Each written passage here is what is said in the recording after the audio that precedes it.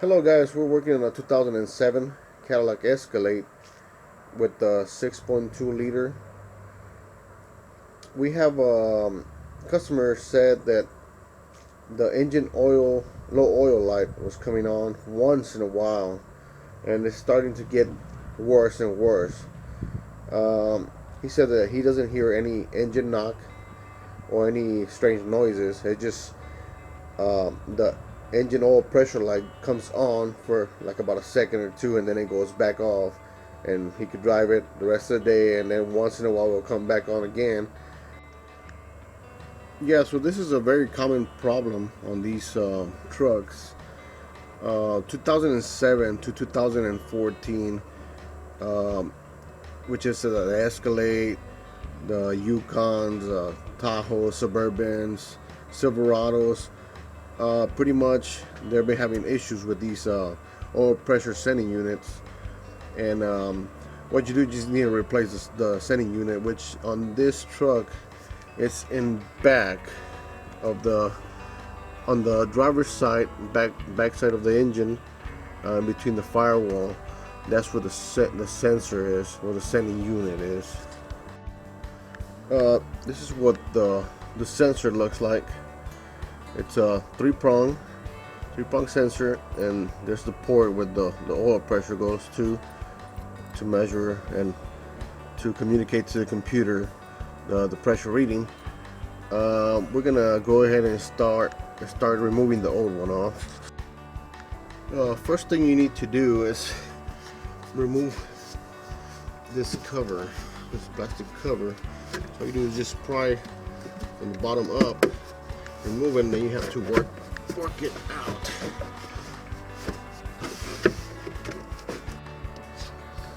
Now your oil pressure sending unit should be somewhere back right there.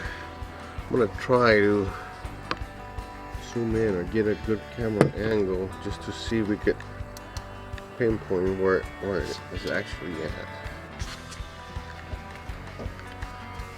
Okay, so let's see if I can get you a good angle so you can see it. In back of the engine, there's this plastic cover right here. You see it? Okay, right underneath there, you can see the actual connection for this sensor, and it's right there. You can barely see in the bottom the connection. That's the connection you're gonna have to take off, take this sensor out of there. But we need to remove some things first so we can get to it. Okay, first we're gonna remove the vacuum line from the brake booster.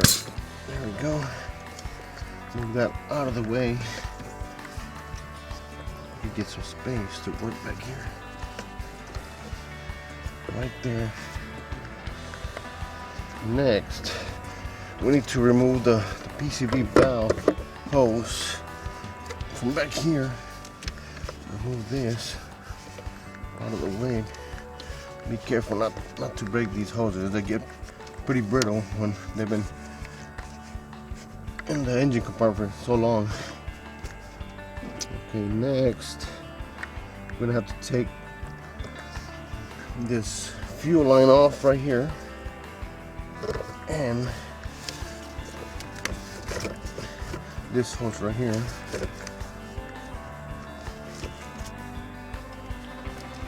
we go. Remove that. Move this out of the way also.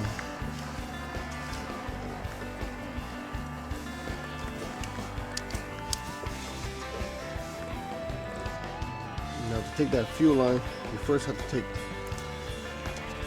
the safety lock off of it. Like that. And you can take it off with the side. To take the hose itself, you're gonna need one of these. It's just a very cheap tool to get these quick connect fuel hoses off. So what you do is just slide it up on the hose, You're gonna push the hose forward and then push on the tabs back, and then you're gonna push the hose with the tabs to the back.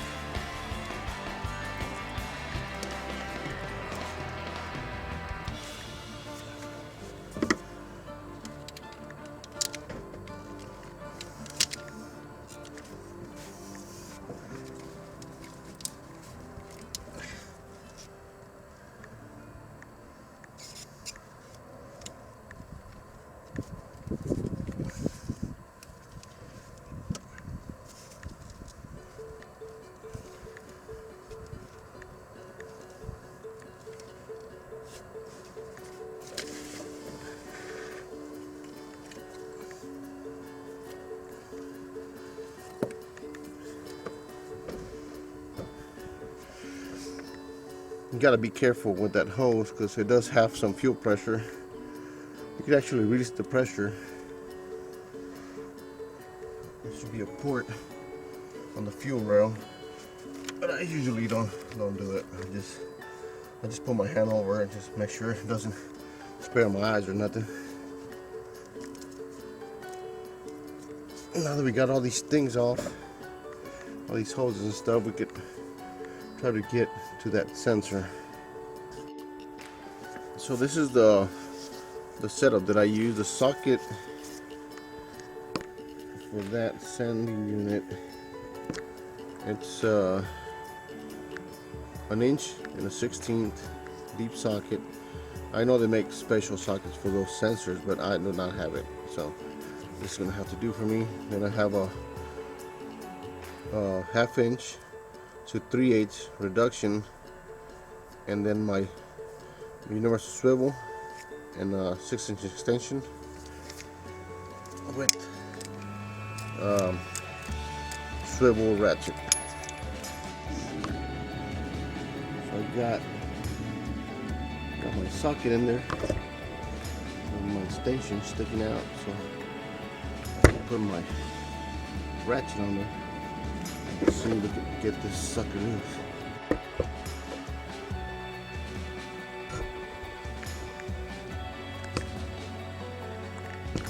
I use my 3/8 swivel ratchet with the long handle to get it loose, but it is pretty hard to be turning it. Once I got it loose, I got my stubby 3/8 swivel, so I could work better with this one. So let me get it off. Okay guys, so I went ahead and put the sensor back on with my hand, and then just reverse the process. Put the socket back on it, tighten up. They don't have to be that tight, it's just a sensor. 15-20 pounds is good. And then from there you just connect all your lines back on and you're ready to go.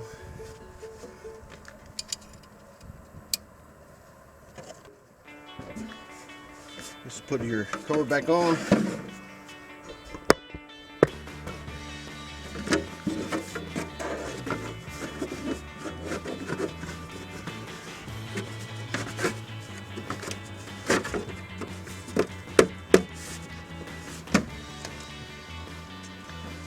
And we are good to go.